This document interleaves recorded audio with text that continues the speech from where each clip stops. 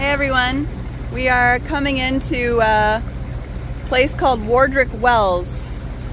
It's the headquarters of the park, the Exuma Keys Land and Sea Park, and it's got official moorings and a park office and supposedly some exhibits and a shop. So even though there's no facilities, it is a nice little destination with some, hopefully some snorkeling and some stuff to see. But it's surrounded by all these little keys.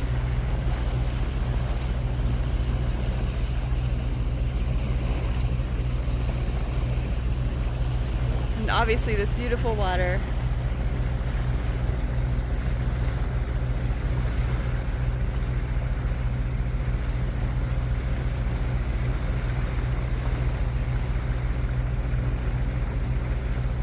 The process is interesting. You listen to one of the radio channels at 9 a.m.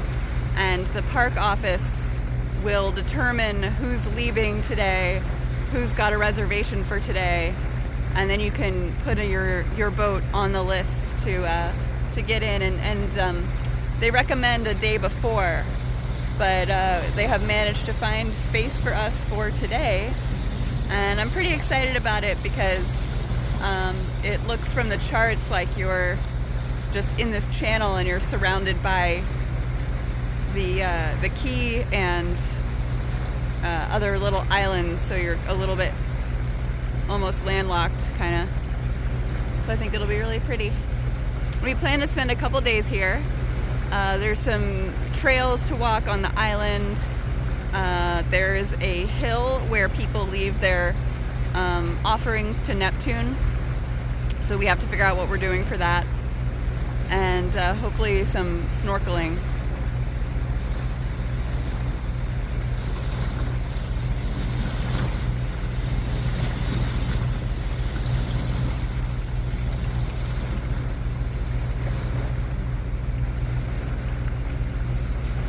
But the park has been absolutely brilliant so far. Just really never seen anything like it.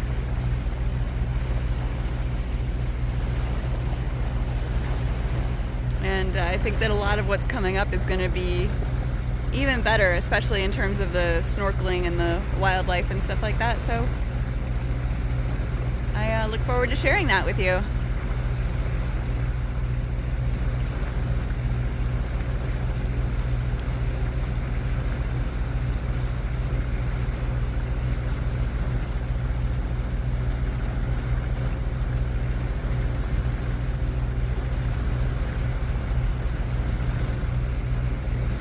And since we're approaching the entrance to the channel here, I'd better get back to the radio and figure out where we are supposed to head. So I'll see you when we get settled. So here we are in Warderick Wells. You can see we've got our mooring. It was all very simple, but there's this very narrow channel that you come in, and they've got all these nicely spaced mooring balls, and they all seem to be utilized, don't they? They do. But it's pretty cool because I don't know if you can see, but there's some really shallow water in the center here, and then like a ring of boats. Yeah, most of that will be above water when the tide goes out. And then the rest of the island on the other side here. So it's a really cool space. And then the buildings you see over here are the headquarters for the Exuma Key Land and Sea Park. So we're gonna head over there and check in and pay our park fee and see what else they've got. But I just wanted to show you this neat little spot, which I expect will be pretty calm. Yeah, very calm. Yeah.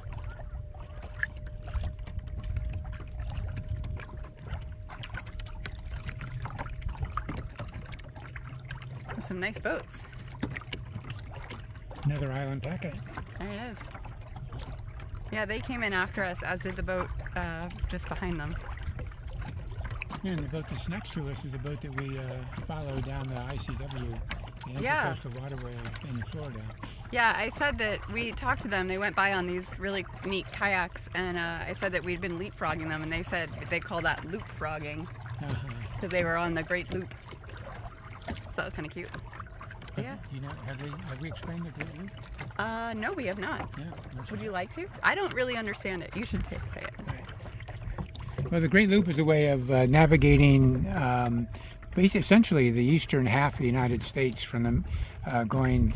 Usually, you start in Chicago and you go down through the river systems, eventually down to Mobile, Alabama, then across the Gulf and around Florida and up the Intracoastal Waterway to the Hudson River and then into the Erie Canal and then the Trent-Severn Canal and back through the lakes, back to Chicago. So it's called the Great Loop for a good reason. It's a long, long route. It takes most people about a year to do it, and there's a big association of people who are doing the loop and have done the loop. How can you tell if someone has done or is doing the loop? They have a pennant on their bow of their boat. That's cool. It says Great Loop with Nice. a stylized map of the route. So actually, since Kristen has been with us, we've done a good portion of the Great Loop unintentionally, really. We've done all of everything from Michigan down to Florida, so all the best parts. Nice. All right. Well, thank you for that. Because if I'd explained it, I would have said, there's a thing where you go around in a circle over part of the country and then out of it and then back Here in. we go, loop-de-loop. Yeah, I don't know. I mean, because I don't know the specifics of where all it goes. Actually, But in the Bahamas isn't normally a stop, so I don't know if they're actually still. They got their Great Loop pennant, so we didn't ask them if they were still on the Great Loop, doing the Great Loop. right. Well, are there rules about like when you can take the No, pennant down? There's, It's just there's some variations to the route. it's like also. putting an Appalachian Trail sticker on the back of your car. Like you did it. I No, climbed that's- Mount Washington. That's not quite true. No? If you do the Appalachian Trail, there's only one way to do it, and that's to follow each of the white blazes down the 2,450 No. miles. I'm saying that you can put something on your car that says you've done it. No, that's true. Right. So you don't have to be doing it. Yeah, That's all I mean. that's true. Anyway, for our next video, we'll talk about the Appalachian Trail. No, just kidding. Yeah, we're gonna head over. A doggy. We're gonna head over to this little beach and, like I said, see what they've got there, and we'll check back in. See you then. So we just got out of the dinghy, and this is pretty cool. It is the cranium base, upper half of jawbone of a 52-foot sperm whale.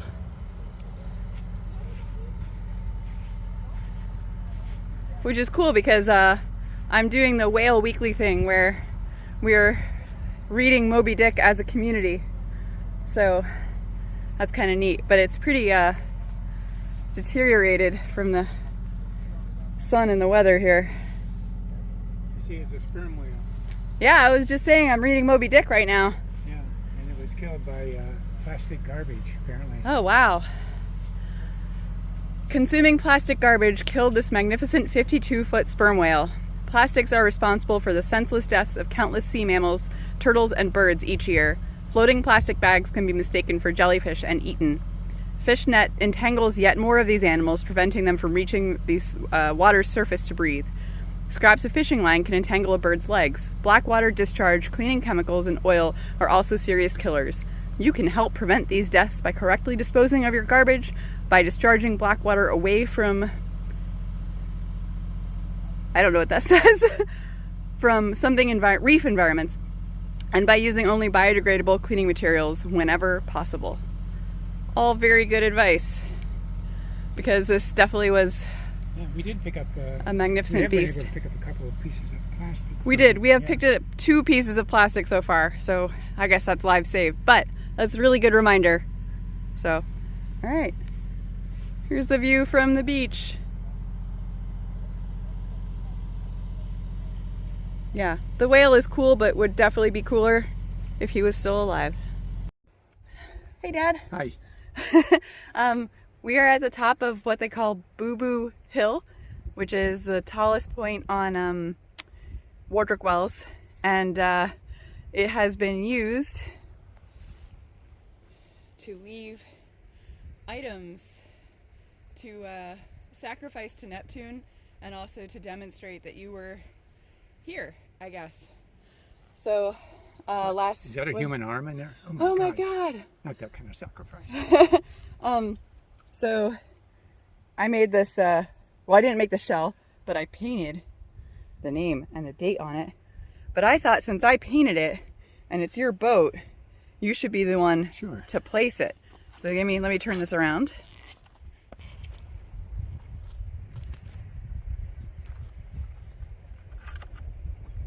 What do you think? Good place? I think it's perfect. There we are, Sweet Surrender. There's bits of driftwood. Some people have clearly just left items. Some have marked them. Yeah, here's one made out of beads. Yeah, some people have really done some work. There's beads. There's some that are very nicely painted. And we left, my wife and I and Eleni and my brother Craig left a sign here with Live Now, our former boat we used to have. But I understand that they periodically clean it up. So yeah, some of these are clearly like prepared before people got here, like they did something, they made something to bring, you know. There's a lot of different contributions. Yeah. This one's really, really nice. Oh yeah. Someone put some work into that. Low expectations.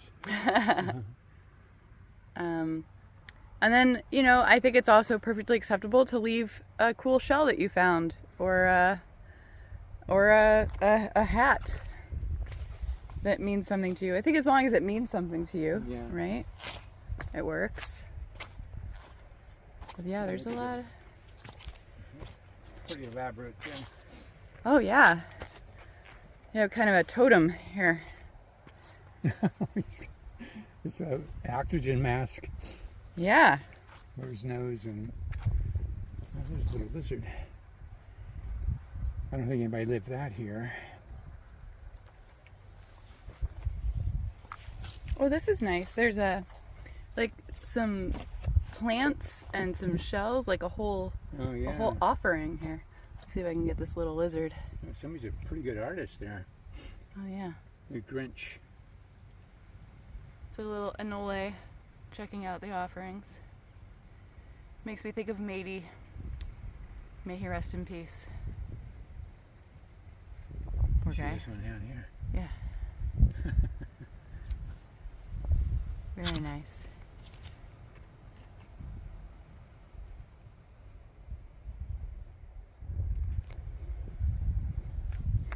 You can also see the mooring field from here. So that's where we were yesterday, and our boat is down there, but I'm gonna have to zoom in quite a bit.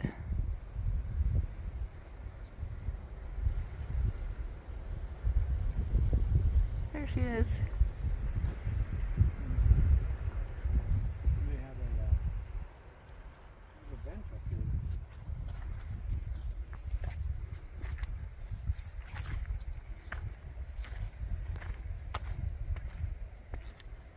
Oh yeah, so you can Beautiful view from here. Yeah. sit and look at the treasures. But yeah, let me get the view from... So here's Warderick Wells.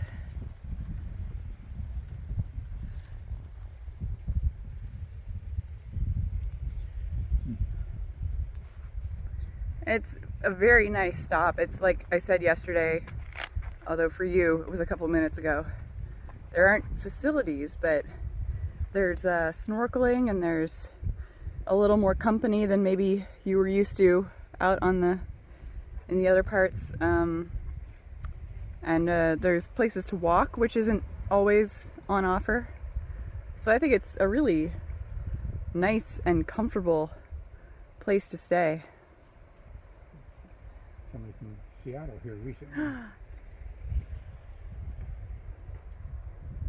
And we'll come back to Seattle. Hello, Seattle. All right, so that is Boo Boo Hill. Worth the climb. So we've hiked about, what would we say, half of the island? Yeah. Yeah, and if you like beaches, they have a lot of them. And they're all like tucked away in these little isolated spots that you have to walk through the bush to get through. We had some... Dinghy too. Or dinghy too, yeah. There's some folks over here who've just come in by boat. But we actually walked through all of that bush, which was kind of cool because I don't think either of us has ever walked through a palm forest before.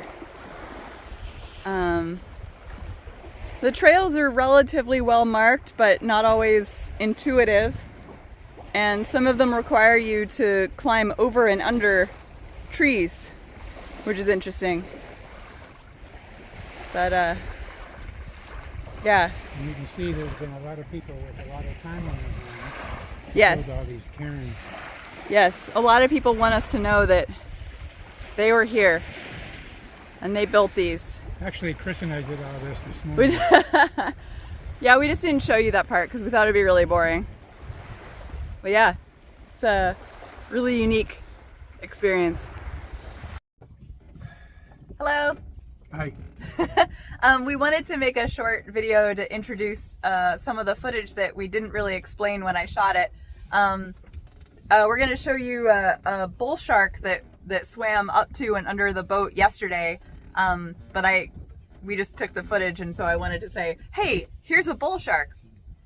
And also, we just went snorkeling. We just got back from a snorkeling trip, and it was, how was it, Dad? It was wonderful. Yeah, it was fantastic.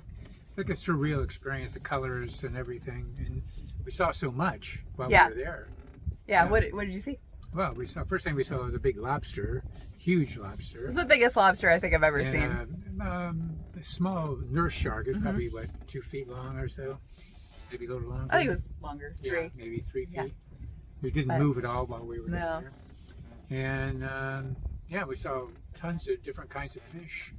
I saw a large grouper and other fish I have no idea. A bunch of yellow jacks.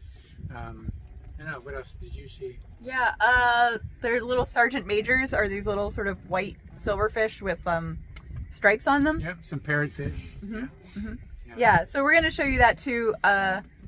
And hopefully you'll see some of those things too. I don't think the camera gives quite the true color. Yeah. Although it could be that our eyes are also filtering out the blue because we know the water's blue. But anyway, it'll give you some idea. But it was really cool. A very concentrated ecosystem. Right. I think it was really, really neat. But yeah, so sharks are cool. And we saw some. Yeah, that's a bull shark.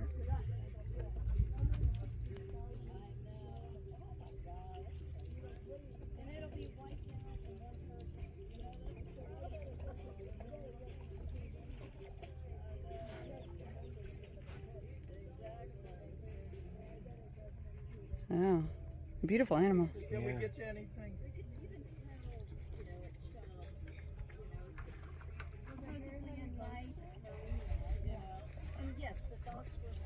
Maybe warn them at all? Yeah, I'm seeing where it goes. Huh? I'm seeing where it goes.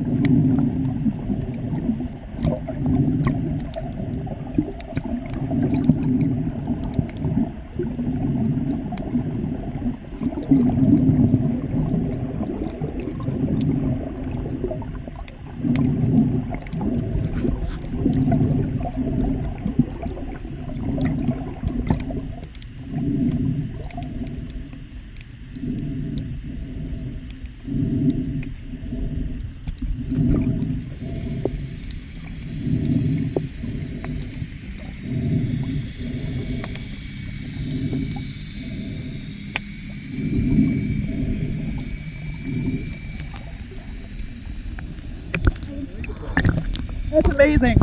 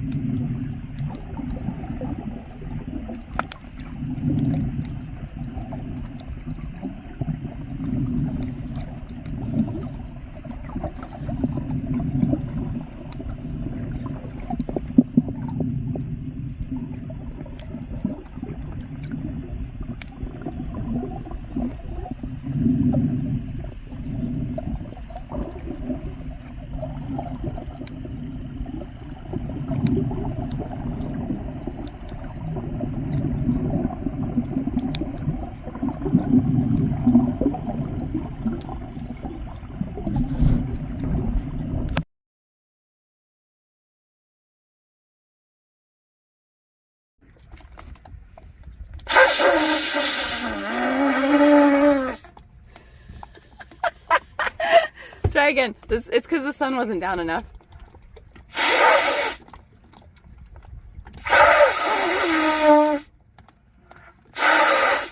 I did it yesterday really well. You did, but I wasn't filming then. Yeah, I know. Now the sun will never go down.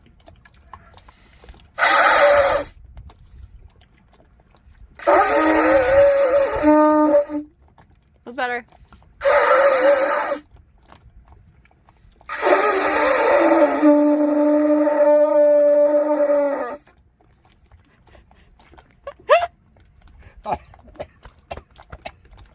Well, I think you have to be Bahamian. I think so. I have to stand up and do it.